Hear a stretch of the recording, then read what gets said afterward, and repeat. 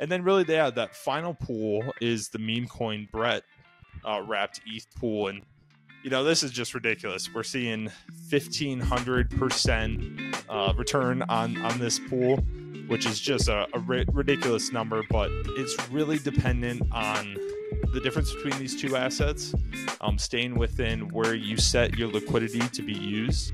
What's going on, everyone? Welcome back to another episode of WAGME TV. We got a quick one here today for you, a quick update on Aerodrome. We've been keeping track of this project the last few weeks, so shout out to all the new subs out there. Feel free to go check out kind of our other content over the last few weeks on Aerodrome specifically. But today we're going to be deep diving into the latest Epoch, which is Epoch 38. So we're going to go through the data on that. We're going to show you some of the pools to watch out for, some interesting pools for this week, and we're going to take you through a quick deep dive on the protocol and how it's kind of doing. So yeah, let's hop right into it. I'll pass it over to Ev. Yeah, let's get into it. So yeah, definitely an exciting Epoch. I think we saw, not too much movement in the different coins that had the highest APYs on the platform. But yeah, up at the top here, we obviously had AERO and USDC as the pool with the most emissions, just like we saw last week, along with virtual in wrapped ETH as the number 2 in emissions. But some of the ones we wanted to highlight within the protocol this week was we wanted to highlight one solid stablecoin pool that we're watching, one ETH pool that we're watching, just because ETH has really pumped a ridiculous amount in the last couple days here. So definitely something where you can get some high APYs and high returns on that. And then also one that is focused around meme coins. And so, yeah, to start off, we saw this USDC plus USD plus return a yield of 44.16%. This is an overnight finance pool. They have both of these coins, USDC plus and USD plus. And so, you're really able to get some really nice returns on this. And I know in past episodes, we've covered the concentrated liquidity update, the slipstream update that came to the protocol. But, this is one where you wouldn't have to set the ranges on where your liquidity is. It would be available for all different prices, which is pretty awesome. So, yeah, definitely one we're watching up there. We also saw the wrapped ETH, wrapped staked ETH, the Lido staked ETH pool down here, and that was pulling in around 47.45%. This is a slipstream pool, and so I think something that anybody that's provided liquidity within the slipstream pools has found is it's sometimes tough to find the correct upper range and lower range so that your liquidity is being provided within almost all volume that's happening. So yeah, this is pulling in a great return, but one caveat with this pool is you really do have to watch the price of this pool or the conversion between these two assets and make sure your liquidity's being used within that. But if you're able to keep your liquidity within the proper range, you're really going to find some nice returns there. And then really, that final pool is the meme coin Brett wrapped ETH pool. And, this is just ridiculous. We're seeing 1,500% return on this pool, which is just a ridiculous number. But kind of like the wrapped ETH staked ETH pool, it's really dependent on the difference between these two assets, staying within where you set your liquidity to be used.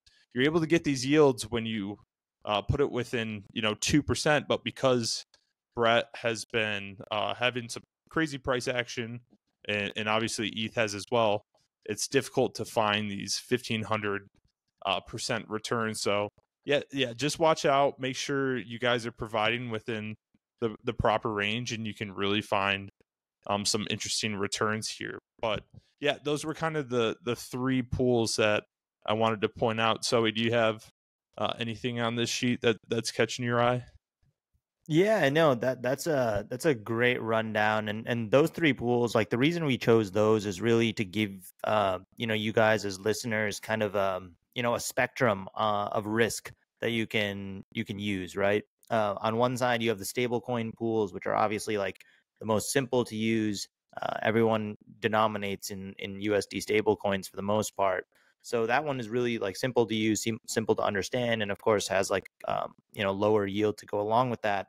And then on the other end of the spectrum, you of course have the Brett pool, which is like over 1,000% APY, and also requires a lot of active management. So I do think there were a few people who commented on the previous video, kind of like highlighting the risks of impermanent loss, and that's something that if you're providing liquidity on these platforms, you should definitely go and research before doing it, to understand kind of the risks involved. Of course, none of this is financial advice. We're just doing this for educational purposes. But yeah, I think like that's a really great rundown, and it kind of gives hopefully everyone something that they can look forward to this week. So yeah, with that, that's kind of an overview of this epoch, and now we'll just kind of go into a quick overview of the protocol itself, and kind of where we are at here in Epoch 38.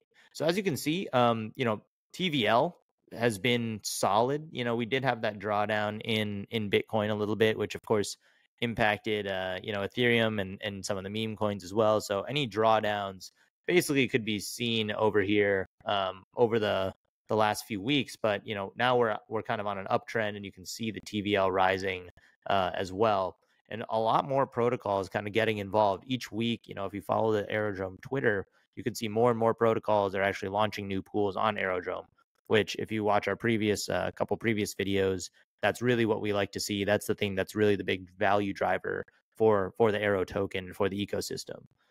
The other thing to really highlight here is the volume. You can tell that volume, even though TVL is remaining kind of stagnant, volume is absolutely spiking. That shows that the ecosystem is really receiving more and more demand, which is awesome to see. Obviously, way more fees for the liquidity providers as well, which is great. And then lastly, this was kind of what Evan was highlighting. We did do a video specifically on the slipstream, so go back and check that out if you're curious, kind of explaining what that was. But what's interesting is more and more of the volume, as you can see, is actually coming from this new slipstream feature. A little bit of a tongue twister there, but that's really, really cool to see. That means that the capital within the ecosystem is actually being used more efficiently, and that's exactly why that feature was implemented in the first place. So all in all, looks like the ecosystem is thriving. It's growing, and yeah, lot to look forward to. We'll be back next week with kind of an update, look at the technical analysis and stuff that you guys love. And yeah, Ev, is there anything you want to add before we wrap up here? Yeah, I think the one thing I just wanted to say is like we said when we were looking at the different pools and the APYs, it's all dependent on how active you want to be with your assets and your liquidity providing. If you want to have a hands-off approach, sometimes those stable pools are what's best for you. But yeah, you can obviously see there's enormous rewards when it comes to meme coins like Brett and some of the other ones that are on that sheet. There's definitely some huge APYs to get out there if you're willing to do the work for it. Definitely. So we will be back with more updates on Aerodrome. If you guys have comments on things that you want us to cover, definitely comment down below. If not, of course, like and subscribe and share with your friends. And we'll see you next week on WAGMI TV.